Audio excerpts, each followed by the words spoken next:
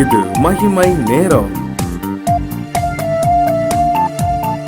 ஆண்டவரும் உலக ரட்சகருமாய் இருக்கிற இயேசு கிறிஸ்துவின் ஈடு இணையற்ற பரிசுத்த நாமத்தில் என் அன்பின் வாழ்த்துக்கள். நேற்றைய தினத்திலே நோவா என்கிற தேவ மனிதனை குறித்து பார்த்தோம். இந்த நாளிலே மோசே என்கிற ஒரு பரிசுத்தவானை குறித்து நாம் பார்க்க போகிறோம். இந்த மோசே யார்? இந்த மோசே யார்? நமக்கு தெரியும் மோசே யாருன்னு சொல்லி. நாணல் பட்டியிலே வைக்கப்பட்டு நைல் நதி கரையிலே வைக்கப்பட்ட ஒருவன் இந்த மோசே. பெரிய பரிசுத்தவான் இந்த மோசே. பார்வோனின் மன்னன், எகிப்து ஆண்ட பார்வோனின் மன்னன் பார்வோன், எகிப்தை ஆண்ட மன்னன் பார்வோன். எகிப்தில் இருக்கிற அரசர்களுக்கு பேர் எல்லாம் பார்வோன் தான் வரும். எல்லாம் பார்வோன் பார்வோன் பார்வோன் தான் வரும். அப்போ அந்த பார்வோன் மன்னன் ஒரு ஆணை பிறப்பிக்கிறார். என்ன ஆணைனா, இஸ்ரவேல்ல பிறக்கிற எல்லா ஆண் குழந்தைகளும் கொல்லப்பட வேண்டும். பெண் குழந்தைகளை உயிரோட விட்டுருங்க, ஆண் குழந்தைகளை கொன்னுருங்க. பெண் குழந்தைகளை உயிரோட வைங்க, ஆண் குழந்தைகளை கொன்றுங்க அப்படின்னு ஒரு கட்டளை ஒன்றை எடுக்கிறார். இந்த கட்டளைய மருத்துவச்சிகள் கேட்டுட்டு தேவனுக்கு பயந்ததுனால உபை பண்ணல. ராஜா கூப்பிட்டு கேட்கிறார், என்ன ஆண் பிள்ளைங்களை சொல்ல சொன்ன ஏன் கொல்லல? ஐயா, நாங்க போறதுக்குள்ள எபிரேய பிள்ளைங்கள் பிள்ளை பெற்றுறாங்க, நாங்க என்ன செய்ய முடியும்? அவங்க பலசாலிகள் பிள்ளையை பெற்றுறாங்க. இதனால கர்த்தர் மருத்துவ நிகழ்ச்சிகளை ஆசீர்வதித்தார் வேதத்தில் சொல்லப்பட்டிருக்கிறது. நைல் நதி கரையிலே ஓரத்தில் வைக்கப்பட்டவன் மோசே. ஆனா எந்த பார்வோன் ஆண் பிள்ளைகளை கொல்லணும்னு சொன்னா அதே அரண்மனையில் வளர்க்கப்பட்டவன் மோசே. எகிப்தியனை கொண்டதுனால கோபக்காரன், ரொம்ப கோபக்காரன் மோசே. எகிப்துல இஸ்ரவேல் இன்னும் ஒரு எகிப்தியனை சண்டை போடும்போது ஒரு எகிப்தியனை கொண்டு புதைச்சிட்டான். அதனால மீதியான ஓடி வந்தான். அங்க தேவபருவத்திலே கர்த்தரை சந்திக்கிறார். பிறகு ஆண்டவர் இஸ்ரவேல் ஜனங்களை வழிநடத்தும்படியாக அவரை அனுப்பி வைக்கிறார். இஸ்ரவேல் ஜனங்களை வழிநடத்தி கூட்டிட்டு போறார். மக்கள் செங்கடலுக்கு முன்னால வந்துட்டாங்க. முன்னால செங்கடல், பின்னால பார்வோனு சேனை துரத்திக்கிட்டே வருது. ஜனங்கள் சொல்றான், பின்னால பார்வோனு சேனை இருக்கு, முன்னால செங்கடல் இருக்கு. சிம்பிளா ஒரு வார்த்தை சொன்னார், கர்த்தர் உங்களுக்காக யுத்தம் பண்ணுவார், நீங்கள் சும்மா இருப்பீர்கள் என்றார். கர்த்தர் உங்களுக்காக யுத்தம் பண்ணுவாரியா, நீங்க சும்மா இருப்பீங்கயா? என்ன அர்த்தம்? அவர் யுத்தம் பண்ணுவார், நீங்க சும்மா இருங்க. மோசேட்ட போய் ஜனங்கள் முறையிடுறாங்க, ஐயா பின்னால பார்வோனின் சேனை வருது, முன்னால செங்கடல் இருக்கு, என்ன செய்ய போகிறோம் தெரியல. ஐயா, உங்களுக்காக அவங்களோட யுத்தம் பண்றது கர்த்தர் இருக்கிறாரு, அவர் யுத்தம் பண்ணுவாரு, அது அவருடைய வேலை, அதை அவர் பார்த்துக்கிடுவாரு, நீங்க சும்மா இருங்க, நீங்க அமைதியா இருந்தாலே போதும், அவர் யுத்தம் பண்ணுவார். இந்த விசுவாசம். கர்த்தர் சொல்றாரு, ஏப்பா கோலை நீட்டுப்பா, கடலை பிளந்து விடுப்பா, போச்சொல்லுப்பா, அவ்வளவுதான். செங்கடல் ரெண்டாய் பிளக்கிறது, அது நடுவாய் இஸ்ரவேல் ஜனங்கள் கடந்து போகிறார்கள். உங்க வாழ்க்கையிலும் இன்னைக்கு எல்லா சூழ்நிலையிலும் உங்களை நெருக்கிக்கிட்டு இருக்காங்களா?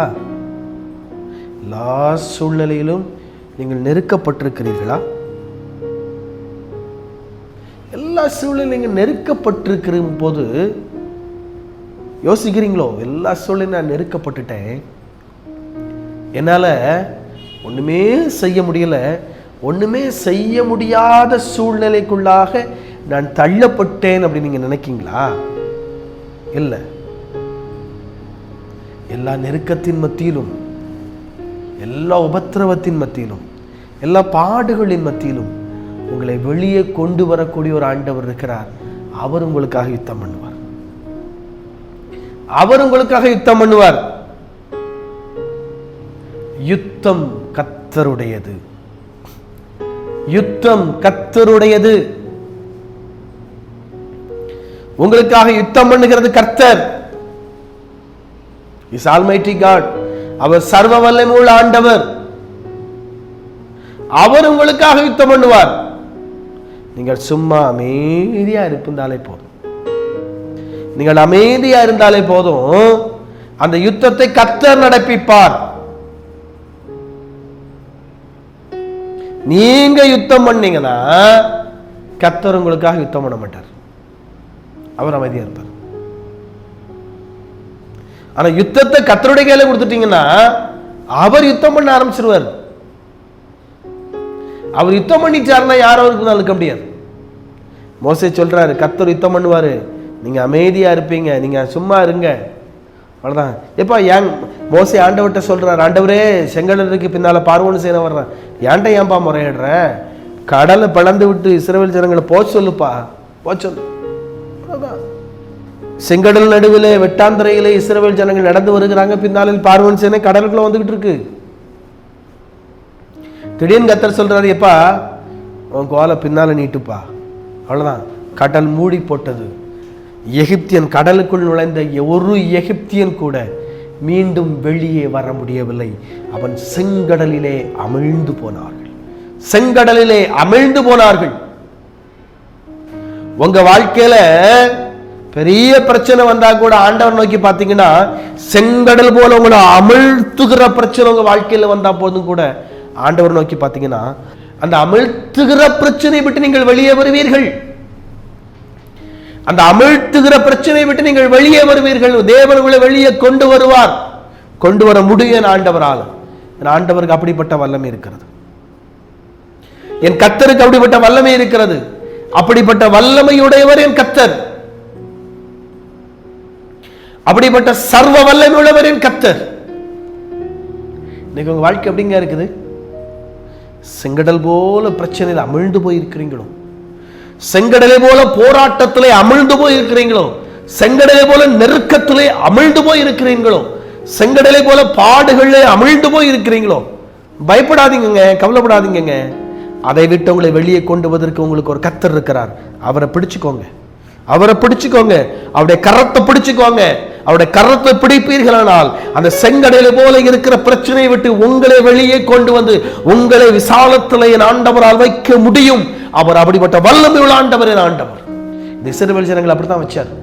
பெரிய பார்வோனின் சேனை ஒன்னும் செய்ய முடியல, செங்கடல் அமர்ந்து போயிட்டான், செங்கடல் அவன் மூழ்கிட்டான், அவனால செங்கடல் விட்டு வெளியே வர முடியல. உங்க வாழ்க்கையில் இன்னைக்கு செங்கடல் போல பிரச்சனை இருக்குதா? பயப்படாதீங்க, அது எல்லாவற்றையும் மாற்றுவதற்கு நான் ஆண்டவர் வல்லமை உள்ளவர், அவர் மாற்றுவார். தலைகளை தாழ்த்தி ஜெபிப்போம். அமீன். ஆண்டவரே உமக்கு ஸ்தோத்திரம். எங்கள் வாழ்க்கையில் இருக்க செங்கடல் போல பிரச்சனைகளை மாற்றி எங்களை விசாலத்தில் வைக்க போகிறபடினால் நன்றி. தம்முடைய வல்லமையான கரம் என்னுடைய வாழ்க்கையில் அற்புதங்களை செய்வதாக மகிமை செய்திக்காக ஜெபிக்கிறோம். இதை நடத்துகிற தேவதாசனுக்காக ஜெபிக்கிறோம். கர்த்தர் ஆசீர்வதியும். இந்த ஊழியத்தை பொறுப்படுத்துகிற தேவதாசர்களுக்காக ஜெபிக்கிறோம். கர்த்தர் பாதுகாத்தரும். இயேசுவின் நாமத்தில் ஜெபிக்கிறேன் பிதாவே, ஆமென்.